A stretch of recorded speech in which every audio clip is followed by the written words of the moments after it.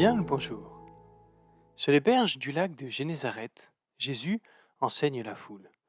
Nous sommes au début de son ministère public. Jésus revient de sa retraite dans le désert juste après son baptême et a commencé à enseigner dans les synagogues. Mais il est seul et il est temps pour lui de s'entourer de disciples. Alors il s'approche d'une barque de pêcheurs et demande s'il est possible de s'éloigner un peu afin de pouvoir mieux s'adresser à la foule.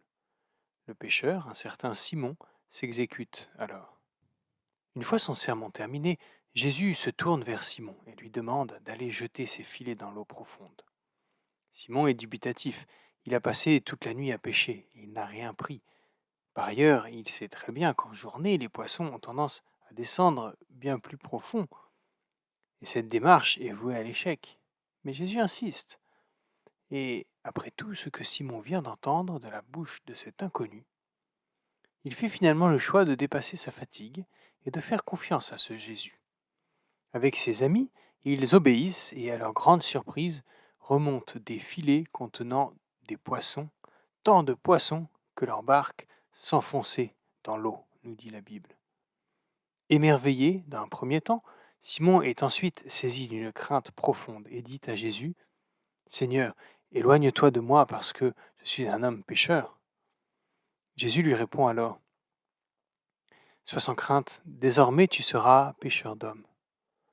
Une fois revenus sur la terre ferme, Simon et André, son frère, abandonnèrent tout pour suivre ce Jésus, ce prophète si particulier.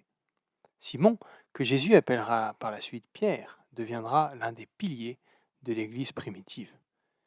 Étonnant comme histoire, n'est-ce pas? Étonnant de voir la capacité qu'ont ces deux jeunes hommes à faire confiance à Jésus, lui qui, non content de ne pas être pêcheur, mais charpentier, leur donne des consignes aberrantes pour des professionnels de la pêche. Étonnant aussi d'envisager l'évolution des émotions de Simon et de André. Frustration et fatigue face à l'absence de poisson. Étonnement et admiration devant cet orateur inconnu mais charismatique. Perplexité et courage face à la demande incongrue d'aller pêcher en plein jour. Crainte et humilité devant la quantité incroyable de poissons pêchés. Enthousiasme et lâcher-prise face à l'appel de Jésus. Désormais, tu seras pêcheur d'hommes. Et la montagne de poissons, qu'en ont-ils fait? Le texte nous dit qu'ils l'ont laissé sur place. Pour la foule peut-être. Jamais de toute leur vie, ils n'avaient même rêvé d'une telle pêche. Mais le fruit de leur dur labeur, la réalisation de leur rêve le plus fou, a tout à coup paru bien fade face à la promesse de Jésus. Et vous savez quoi? Cette promesse s'adresse à chacun de nous.